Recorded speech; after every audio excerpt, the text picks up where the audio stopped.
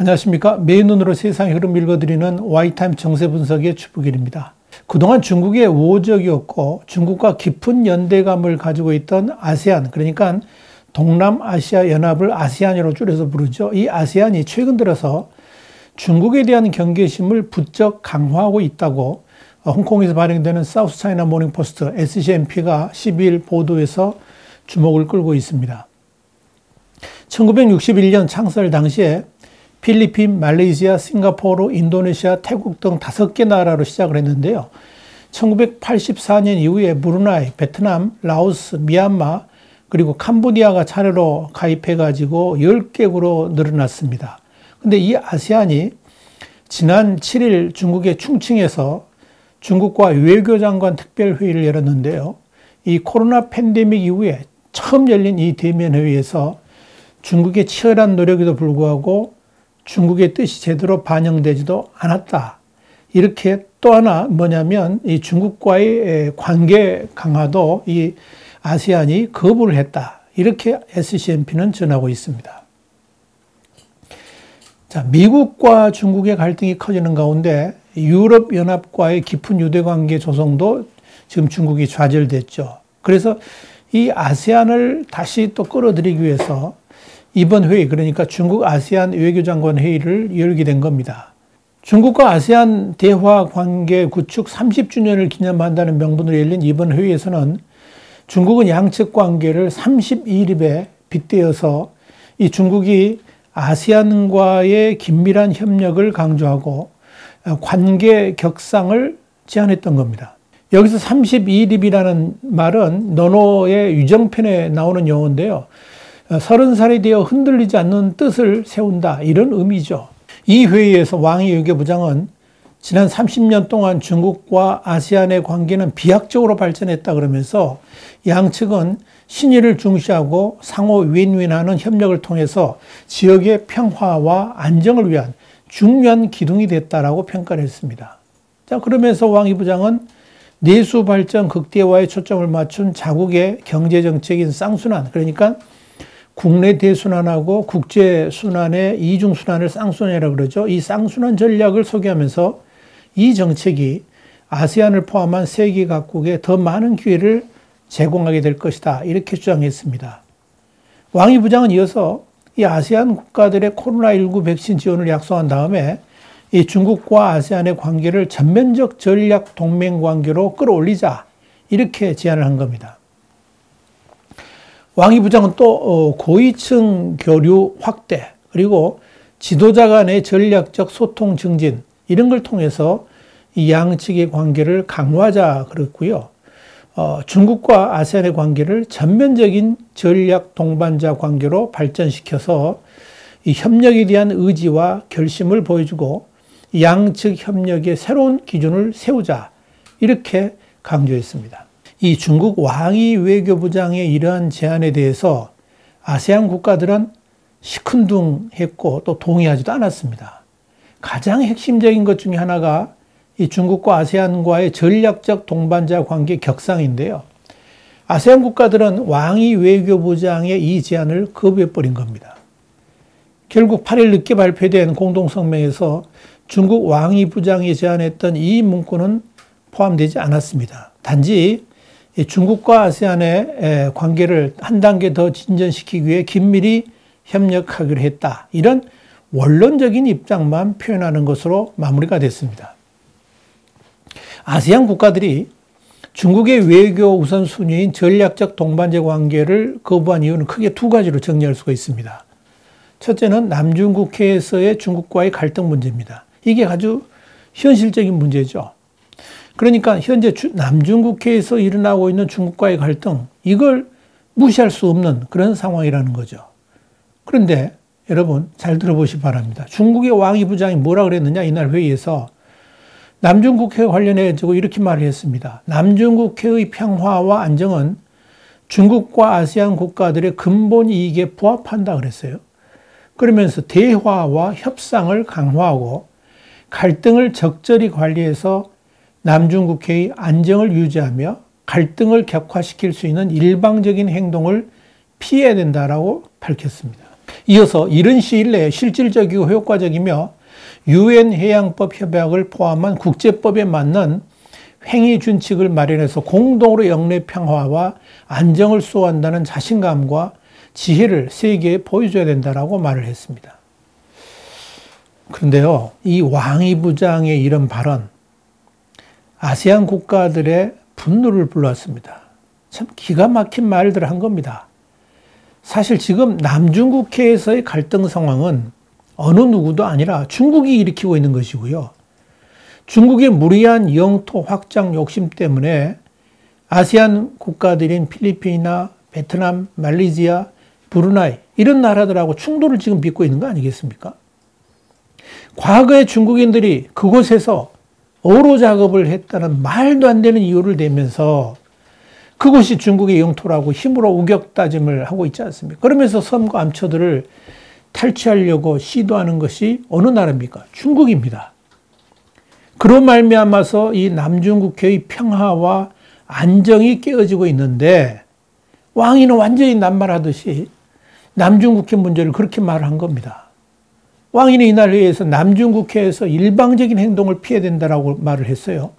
그런데 문제는 그 일방적 행동을 지금 누가 하고 있습니까?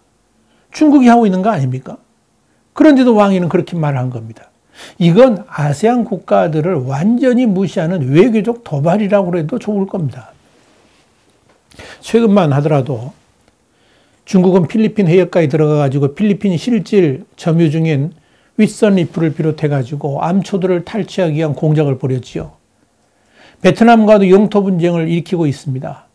화가 난 베트남은 중국이 했던 것과하고 똑같이 해상 민병대를 만들어가지고 중국에 대항하고 있습니다.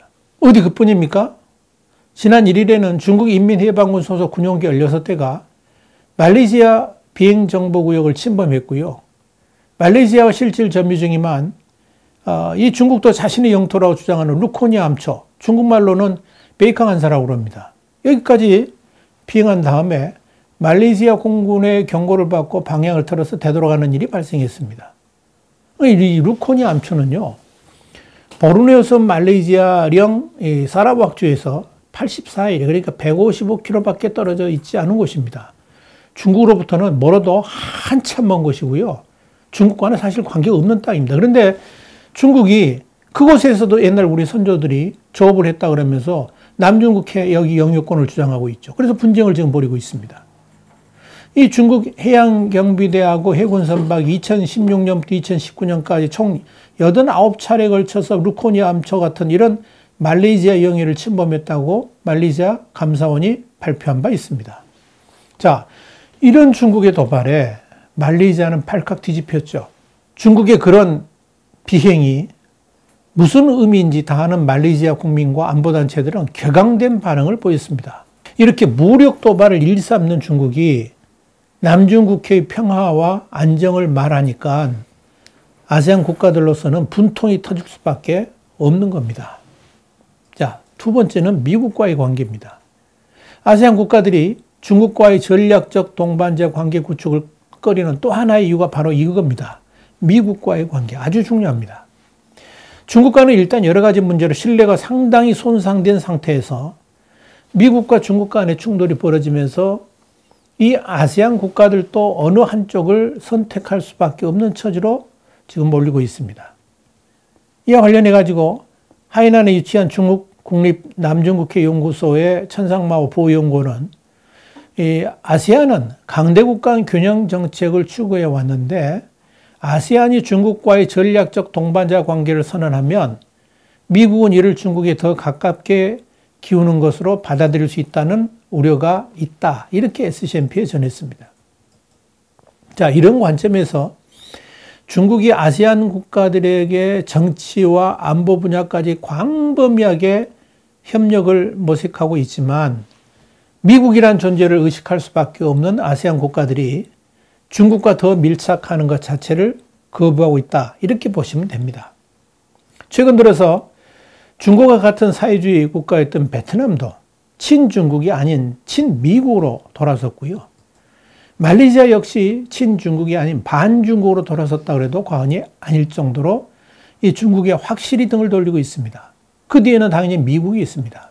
칭다오 해양대학의 국제문제 전문가인 빵중이는 이런 아세안과 중국의 관계 설정 문제는 그동안 중국이 아세안 국가들에게 제대로 신뢰를 주지 못한 결과라고 지적을 했습니다. 이런 신뢰 손상이 아세안 국가들과 관계 격상을 하는 데 있어서 방해 요인이 되고 있다. 이런 이야기입니다. 또 하나 우리가 굉장히 좀 생각을 해봐야 할 게 뭐냐면 아세안 국가들이 중국에 대해 등을 돌리는 또 하나 이유. 이게 뭐냐면 아세안 국가들의 중국에 대한 호감도가 급격하게 추락하고 있다는 사실입니다. 싱가포르의 이작 연구소가 지난 2월 실시한 여론조사가 있습니다. 동남아시아 국가 2021년 조사 보고서 이건데요. 여기에 따르면 이 아세안의 모든 국가들에게서 중국에 대한 신뢰가 급격하게 추락하고 있다고 이렇게 리포트를 한 겁니다.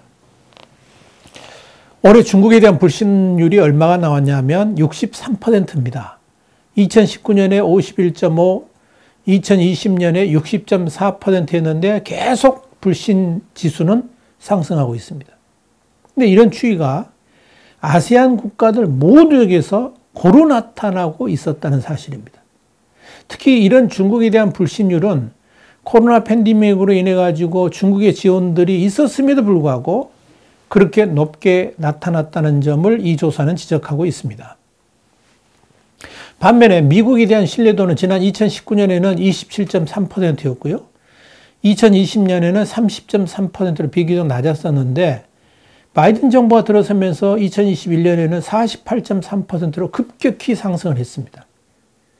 미국에 대한 불신 비율도 2020년에는 49.7%였는데 올해 31.3%로 크게 줄었습니다. 이 불신 지수만 놓고 본다 그러면 미국과 중국을 비교해 볼까요? 중국이 63%였죠. 그런데 미국은 그의 절반 수준인 31.3%로 나타났다는 사실입니다. 여기에 대해서 칭다오 해양대학의 빵중잉은 이렇게 말을 했습니다. 미국이 중국 봉쇄 정책을 펼치고 있다는 것이 미국의 신뢰를 상승시키는 요인이 됐다 그러면서 그렇기 때문에 이 아세안 국가들이 중국과 거리를 두려고 하는 것이다. 이렇게 분석을 했습니다. 자, 그런데 말입니다. 사실 이 아세안 국가들이 친중국에서 비중국으로 그리고 일부 국가들에게서 심지어 반중국으로 돌아서게 된 이유가 뭐냐? 다른 것도 아니고요. 중국이 욕심 때문이라고 그래도 과언이 아닙니다. 그로 인해 가지고 아세안 국가들에게서 신뢰를 잃어버렸다 하는 이야기죠. 중국 국립남중국해 연구소의 천상마도 이 중국이 아세안 국가들과의 관계를 증진하려면 우선 신뢰가 회복돼야 할 것이라고 지적을 한 겁니다. 중국의 중화 사상을 기반으로 한 민족주의 그리고 남중국해 문제 등이 이 아세안 국가들에게 주는 이미지는 매우 부정적이다 하는 이야기입니다. 그러다 보니까 아세안 국가들 가운데 일부는 이미 반중국과 함께 친미국 국가로 돌아서 버린 거죠. 베트남 예를 볼까요? 베트남 미국으로부터 무기 판매 금지 해제를 얻어냈습니다. 우선적으로 T6 훈련기를 구매해가지고 조종사 훈련을 도움받기로 했습니다. 그런데 이건 시작에 불과합니다. 한때는 적이었던 관계가 이젠 동지로서 전환해 갈 것으로 전문가들은 내다보고 있습니다. 말레이시아 반중국 열기 아주 뜨겁습니다. 이 필리핀의 경우도 마찬가지입니다. 내년 5월 두테르테 대통령이 퇴임하게 되면 완전히 친미국 국가로 다시 회복될 것이라는 전망이 우세합니다. 미국도 적극적으로 아세안 국가들과의 관계 증진에 나서고 있습니다. 웬디 셔먼 미 국무부 부장관은 중국 아세안 외교장관 회의를 앞두고 아세안 국가들하고 고위급 회담을 가졌습니다. 이와 관련해 가지고 중국 국립남중국해 연구소의 천상마오는 아세안이 과거에는 의식하지 않던 미국을 이젠 충분히 고려 대상으로 삼기 시작했다 그러면서 미국과 중국 간의 충돌이 계속 심화된다 그러면 아세안 국가들이 중국에 다가가기는 쉽지가 않을 것이다. 이렇게 전망을 내놨습니다. 결국 중국의 이 무리한 영토 확장 욕심과 이 중화 사상을 바탕으로 한 중국 우월주의가 가장 가까운 이웃이었던 아세안 국가들에게도 배척당할 처지로 이렇게 이제 놓이게 되었다. 이렇게 해석할 수가 있을 겁니다. 그래서 많은 전문가들이 중국의 시대는 이제 끝났다. 중국의 시대는 이제 끝났다. 이렇게 말을 한 겁니다. 와이타임 정세 분석이었습니다. 다음 시간에 다시 뵙겠습니다. 감사합니다.